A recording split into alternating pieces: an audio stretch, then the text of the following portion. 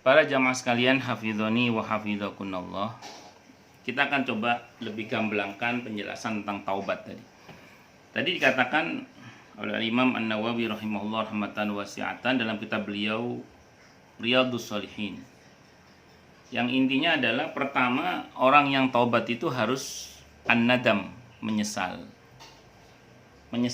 Menyesali perbuatan yang telah dia buat. Itu pertama an-nadam. Kemudian yang kedua al-azam, harus berkomitmen untuk tidak mengulangi perbuatan dosa tersebut. Ustadz, kita ini kan manusia, kadang dosa yang sama bisa kita ulang 2 kali. Jadi gini, memang ada pepatah yang mengatakan bahwa keledai tidak akan jatuh pada lubang yang sama itu 2 kali. Tapi yang menjadi persoalan adalah itu keledai. Lalu bagaimana kalau kita manusia? Karena manusia itu bisa lebih parah dari keledai.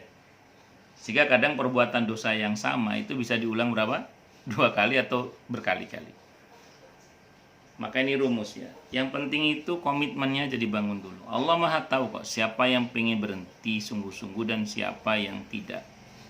Allah juga Maha tahu siapa yang pengen berhenti tapi tidak mampu. Jadi yang pura-pura dan yang tidak pura-pura Allah tahu. Terus Allah juga Maha tahu siapa yang sungguh-sungguh ingin berhenti. Dan Allah juga Maha tahu siapa yang sungguh-sungguh ingin berhenti tapi tidak mampu. Yang penting komitmennya itu yang dibangun. Karenanya saya sering membuat sebuah rumus yang saya nukil dari perkataan para ulama juga tentang jangan berhenti bertaubat karena banyak maksiat. Tapi teruslah bertobat sampai bosan maksiat. Saya ulang ya. Jangan berhenti maksiat. Jangan berhenti tobat, Jangan berhenti bertobat karena banyak maksiat. Tapi teruslah bertobat sampai bosan maksiat. Mungkin sebagian kita akan berkata, bukankah kalau tobat harus berhenti? Ya, itu idealnya. Harusnya begitu memang. Tapi kita bicara fakta di lapangan bahwa ada sebagian orang, saya ulang, ada sebagian orang itu yang ingin berhenti tapi tidak bisa. Entah karena sistem, entah karena dominasi nafsu dan syahwat, entah karena dominasi kepentingan misalnya, dan lain-lain. Hatinya yang paling dalam pengen berhenti tapi tidak bisa gitu. Dan ini jangan dikira tidak direaksi oleh Allah. Dengan terus dia beristighfar minta ampun kepada Allah, sangat mungkin insya Allah di suatu saat dia akan dibuat oleh Allah untuk mampu mengatasi keadaan itu sehingga dia bisa meninggalkan perbuatan maksiat tersebut. Kita nggak usah jauh-jauh lah. Coba kita raba dalam diri kita masing-masing. Ini muhasabah aja. Coba kita koreksi ke dalam diri kita masing-masing. Ada nggak perbuatan maksiat yang dulu 10 atau 20 tahun yang lalu yang kita itu seneng banget dengan perbuatan maksiat tersebut, kita sewenang banget dengan perbuatan maksiat tersebut, saking sewenangnya sampai-sampai kita berkata ini gue banget nih, ini gue banget, saya banget ini, saking senengnya kita itu, saking sewenangnya. Seolah-olah pada saat itu 10 atau 20 tahun yang lalu seolah-olah kita berkata saya rasanya nggak bisa meninggalkan perbuatan maksiat ini, saking senengnya. Tapi saat ini dengan izin Allah, kita bukan hanya jijik terhadap perbuatan maksiat tersebut, bahkan sebagian kita bisa jadi malu. Tidak hanya malu, bahkan juga jijik terhadap perbuatan maksiat tersebut. Nah, saya mau berkata begini. Kalau untuk perbuatan maksiat yang dulu kita senang, sekarang kita bisa meninggalkannya, bahkan membencinya, bahkan kita jijik dan malu mengerjakannya kembali, maka kalau saat ini misalnya, saya mohon maaf, di antara kita masih ada perbuatan maksiat yang masih kita lakukan, yang sebenarnya dalam hati kita ingin berhenti tapi tidak berdaya karena ada satu dan lain hal tadi itu, maka sebagaimana yang dulu bisa, maka tidak menutup kemungkinan yang sekarang pun juga bisa di suatu saat nanti. Maka rumusnya, nah ini rumusnya ini, saya ulang, jangan berhenti bertaubat karena banyak maksiat, tapi teruslah bertaubat sampai bosan maksiat. Itu rumusnya. Ya udah istighfar aja. Yang penting kita bangun komitmen apa tadi untuk tidak mengulangi lagi. Al-azam namanya. Terus kemudian yang ketiga, harus ada aksi konkret meninggalkan perbuatan maksiat tersebut. Bahkan sebagian ulama ada yang menambahkan tidak cukup hanya meninggalkan, tapi juga harus membenci perbuatan maksiat tersebut. Pada saat saya menjelaskan harus membenci itu, ada seorang jamaah yang menemui saya, seorang bapak-bapak ya. Beliau sudah meninggal, semoga Allah rahmati beliau dengan rahmat yang luas karena beliau sudah bertobat menurut saya. Karena beliau sudah meninggalkan perbuatan maksiat itu selama 25 tahun saat beliau bercerita kepada saya. Beliau bilang sama saya, Ustadz, saya sudah menyesal, kata beliau. Saya sudah berkomitmen untuk tidak mengulangi perbuatan maksiat saya itu, Ustaz. Kata beliau gitu. Bahkan saya sudah meninggalkan perbuatan maksiat itu selama 25 tahun, kata beliau. Saat beliau cerita itu, beliau sudah meninggalkan perbuatan maksiat itu selama berapa? 25 tahun. Tapi saya tidak bisa membencinya, Ustaz, dia bilang. Saya tidak bisa membencinya, Ustaz. Kenapa, Pak? Kenangannya terlalu indah, Ustaz. Kenangannya terlalu indah. Jadi singkat kata, singkat cerita, beliau itu pernah punya pacar lah. Ketika masih mudanya dulu itu, karena beliau punya perusahaan, yang perusahaan itu dekat sekolah Asmi. Yang di Jakarta Utara itu. Nah, karena perusahaannya dekat sekolah Asmi, banyaklah cewek-cewek yang kongko-kongko di perusahaan beliau itu. Nah, salah satunya yang bintang film ternama, angkatannya Marissa Haque, tapi bukan Marissa Haque, angkatannya Marissa Haque. Nah, itu beliau kecantol dengan artis itu sampai naudzubillah min syarri dzalik terjadi perbuatan zina. Menurut beliau begitu. Beliau udah tobat, udah minta ampun pada Allah. Beliau sudah meninggalkan perbuatan maksiat itu selama 25 tahun bahkan. Beliau mengatakan, saya sudah meninggalkan, Ustaz, tapi saya belum bisa membencinya, Ustaz, karena kenangannya terlalu indah, katanya. Maka saya jawab, Pak, perbuatan maksiatnya harus dibenci, saya bilang. Durhakanya, jadi perbuatan nistanya, perbuatan zinanya itu harus dibenci, Pak, karena itu perbuatan maksiat. Tapi orangnya biarkanlah jadi kenangan terindah dalam kehidupan Bapak. Orangnya. Loh, apa bisa dibenarkan begitu? Bisa.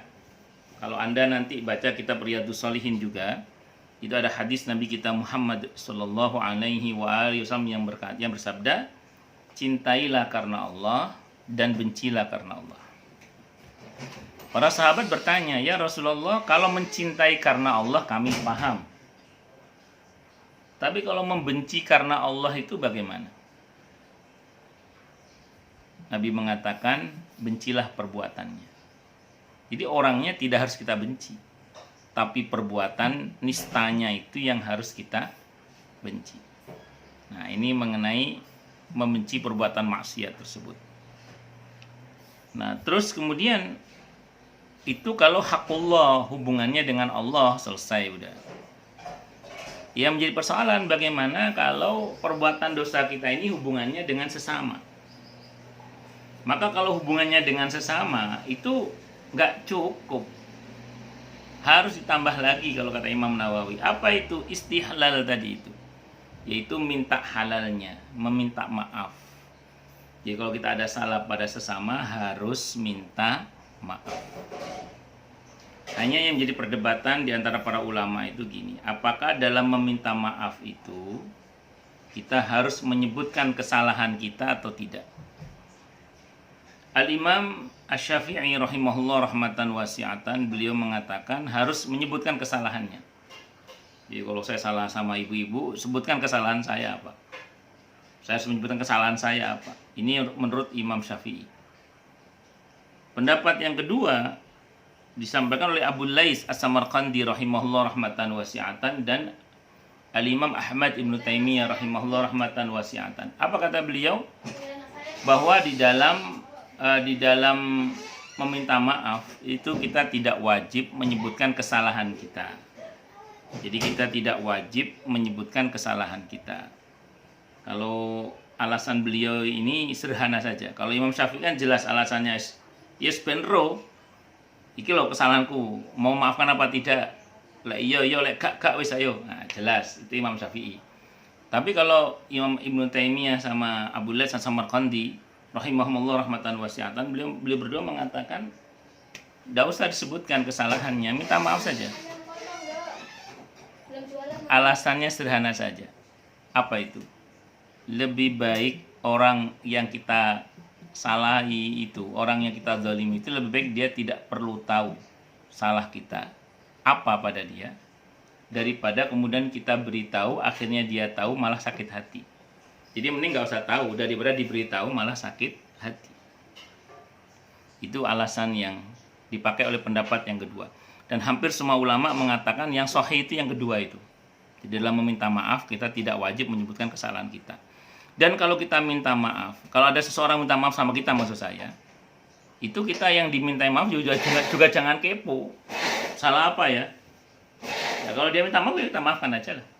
Karena jangan sampai kita tadi wala tas'alu an asya'a in tubdalakum tasukum, kalau bahasa Qur'annya. Jangan kamu bertanya tentang sesuatu yang kalau dijelaskan kepada kamu malah buruk bagi kamu.